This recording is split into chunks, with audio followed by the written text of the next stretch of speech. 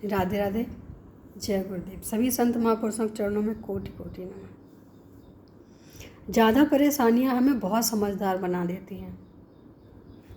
ये आता सभी के जीवन में है, लेकिन नोट कोई कोई करता है और कोई कोई ही संभल के खड़ा हो पाता है। और मुझे लगता है कि इसमें कहीं ना कहीं हमारे गुरुवर और गोविंद की ही कृपा होती है।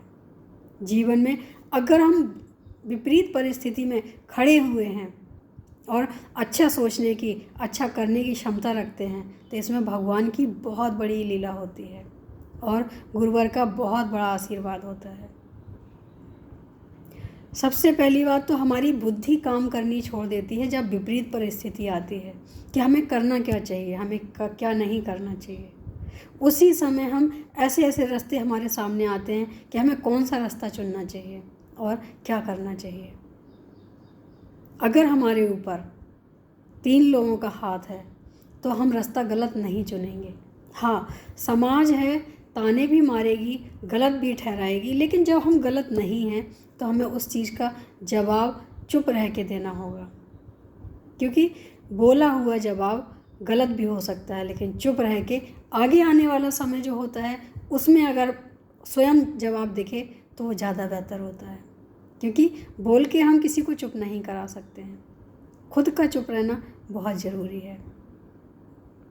हमारे जीवन में हर परिस्थिति में हमें कैसे लड़ना है, कैसे चलना है, क्या करना है, अगर हमारे माता पिता के दिए हुए संस्कार हमारे साथ हैं, वो भी माता पिता संस्कारी होने चाहिए, जो लड़ाई झगड़े से निकलने की बात करते हों।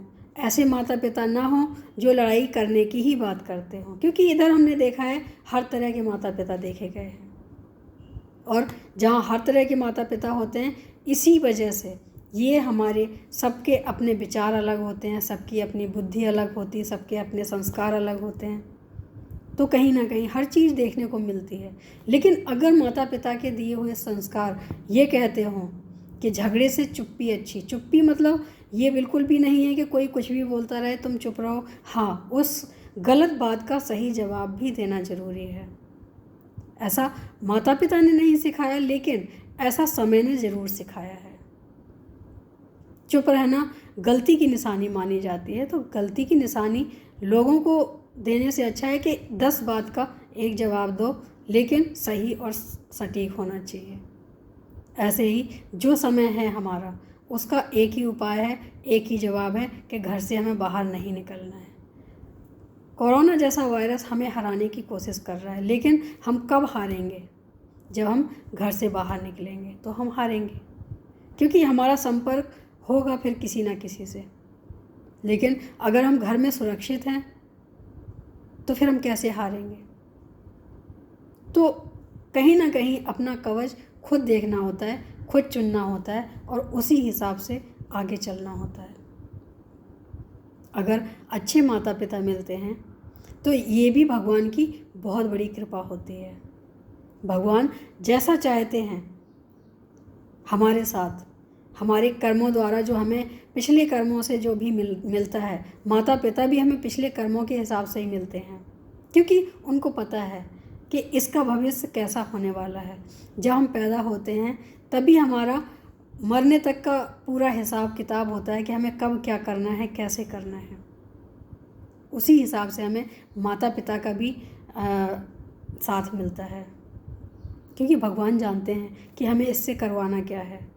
अच्छा करवाने वाले हैं जो जिससे अच्छा करवाना है उनको अच्छे माता पिता दे देते हैं, जिससे बुरा करवाना है उसको ऐसे माँ बाप दे देंगे, ऐसे संस्कार दे देंगे कि वो उसी राह पे चलेगा। तो भगवान का बहुत बड़ा रोल है इसमें। उसके साथ साथ हमारे कर्मों का भी है कि हमारे कर्म कैसे रहे होंगे।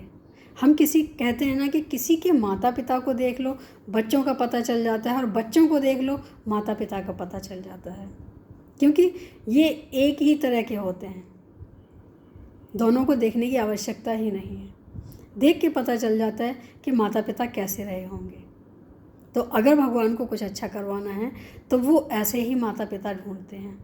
आज हम कथा में सुन रहे थे, इस चीज़ का हमें बहुत ज़्यादा दिल पे ये बात लगी और मुझे सच्ची भी लगी कि भगवान जब कुछ अच्छा करवाते हैं तो माता पिता का भी चयन भगवान ही करवाते हैं।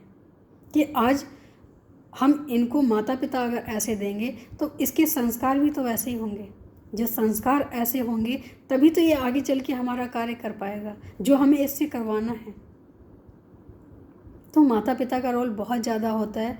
ईश्वर से पहले माता पिता का रोल होता है और माता पिता से पहले ईश्वर का होता है। इन दोनों का ही जीवन में बहुत बड़ा महत्व होता है। अच्छे कर्म हो तो माता पिता अच्छे मिलते हैं, ईश्वर का भी साथ मिलता है। और कहीं ना कहीं कर्म ही बिगड़ते हैं तभी हमारी संगत साथ सब कुछ बिगड़ जाता है। तो हमें अपने कर्मों पे नज़र रखनी चाहिए। हो सकता है कि पीछे जो हमने किया है वो गलत हो गया हो, हम पीछे का किया हुआ नहीं सुधार सकते, लेकिन अभी का जो हमारा प्रेजेंट में है, वर्तमान में है, उसको हम सही कर सकते हैं।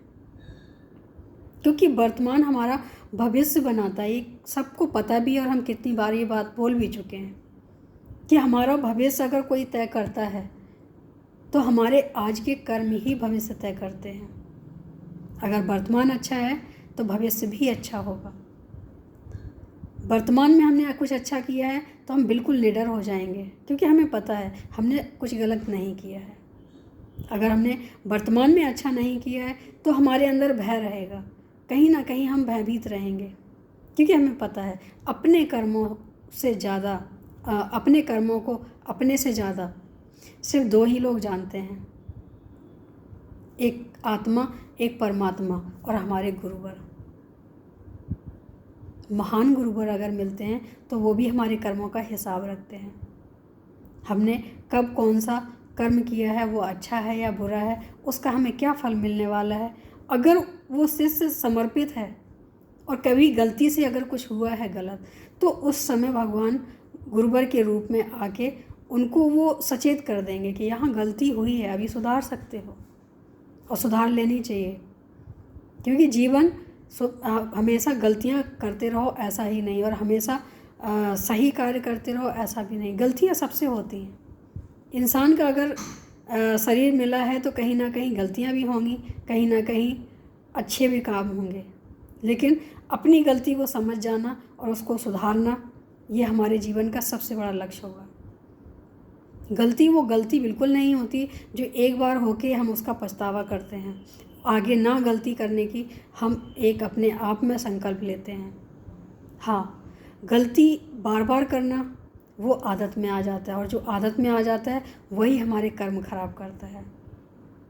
एक गलती भगवान माफ़ कर देता है, कब? जब हमें एहसास हो गया हो। अगर एहसास नहीं होता है तो फिर भगवान तुम्हारे कर्मों की सज़ा ज़रूर देता है, हमारे कर्मों की सज़ा ज़रूर देता है। तो याद रहे, कर्म हमारे होंगे, न्याय ऊपर वाले का होगा।